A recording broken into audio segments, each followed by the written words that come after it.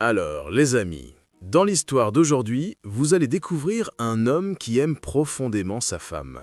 Mais un lourd secret se révèle lorsqu'elle n'est pas à la maison et que tard dans la nuit, deux très belles jeunes femmes frappent à sa porte. La question est donc de savoir si, en les voyant, cet homme va perdre le contrôle ou rester fidèle à sa femme. Commençons donc l'histoire, où l'on nous présente un homme nommé Ivan en train de passer un moment heureux avec sa femme, Karine. C'est alors que leurs enfants arrivent avec un gâteau pour la fête des pères. Après avoir coupé le gâteau, sa femme part en vacances avec les enfants.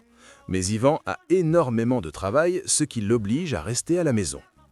La nuit est maintenant tombée et Ivan travaille tard sur son ordinateur. Soudain, en pleine nuit, quelqu'un frappe à sa porte. Lorsqu'Ivan ouvre, il voit deux très belles jeunes femmes trempées par la pluie devant chez lui. En réalité, elles se sont perdues et sont arrivées jusqu'à sa maison par hasard. Effrayées par la forte pluie et le tonnerre, elles cherchent un endroit sûr où s'abriter.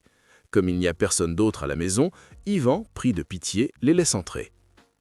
Les deux jeunes femmes sont complètement mouillées, alors Ivan essaie de les aider. Mais leurs ruses et leurs jeux de séduction n'ont aucun effet sur Ivan. Ainsi, un peu de temps passe.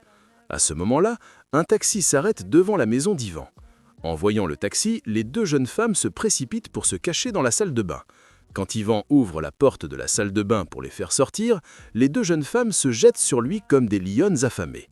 Cette fois-ci, Ivan ne parvient plus à se contrôler et commence une romance passionnée avec les deux jeunes femmes. À l'extérieur, le chauffeur de taxi, ne voyant personne arriver, repart avec son véhicule. Après le départ du taxi, la maison redevient calme. Le lendemain matin, Ivan se réveille, mais il ne voit plus les deux jeunes femmes à ses côtés dans le lit. Il pense alors qu'elles sont peut-être parties.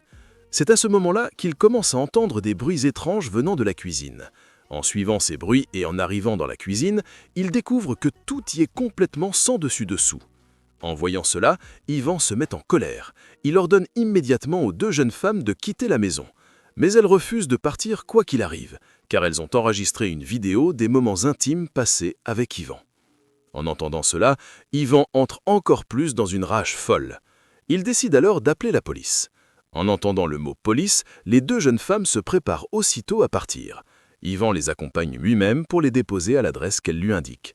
De retour chez lui, il se remet à nettoyer la maison.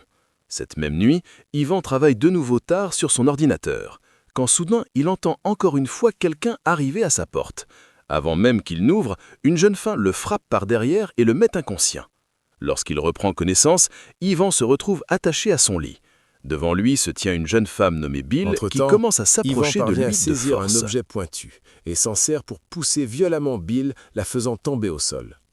Après s'être partiellement libéré, il se précipite vers l'autre pièce pour attaquer Genesis. Au moment où Ivan s'apprête à la frapper, Genesis tient dans sa main une cuillère servant à faire des nouilles. Elle enfonce cette cuillère près de la gorge et de la poitrine d'Ivan, lui infligeant une profonde blessure au thorax. Suite à cette attaque, Ivan perd une nouvelle fois connaissance.